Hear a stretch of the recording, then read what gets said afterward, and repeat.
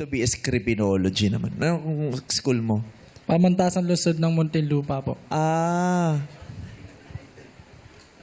Parang PLM din yun, di ba? Oo. Kaya Pamangtasan ng lungsod ng Maynila, pamangtasan ng lungsod ng Muntinlupa. Pati nyo in English. Pati nyo ginawang City University of Muntinlupa.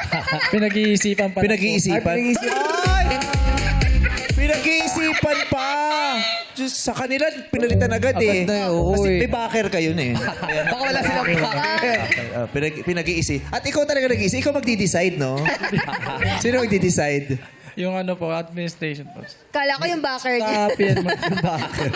Yung backer niya magdi-decide. Oh. Bakit gusto mo magpulis? Gusto mo o sinabi ng tatay mo? Gusto ko rin po tumulong sa, ano po, sa community.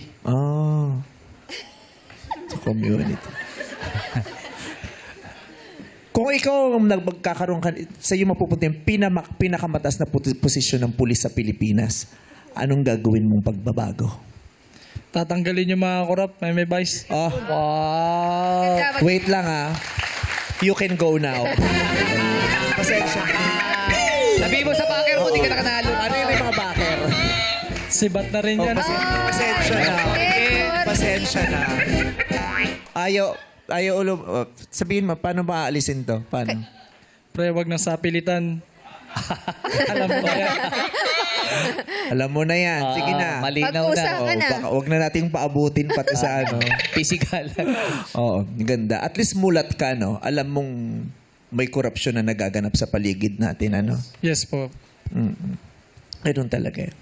It's very saddening. Everything that is happening around us in the Philippines is really saddening because at this point we are now living in a land where the law no longer protects us, where equality and justice only prevails to those who are associated with power. Yes. Galing. Slow clap. Slow clap. Pinalakpakan yung sarili. Bigla ko na-realize, parang maganda yung Ang nasabi ko. ganda. Diba? Gagawin ko nga ano yun, status sa Facebook. Oo. Parang maganda yun. Di ba? Maganda. Kahit ano man ang suungin nyo o planuhin yung pasuking trabaho, walang mali dyan at lahat yan maganda. Basta maganda ang intention natin sa simula't simula pa. Yes po. Diba?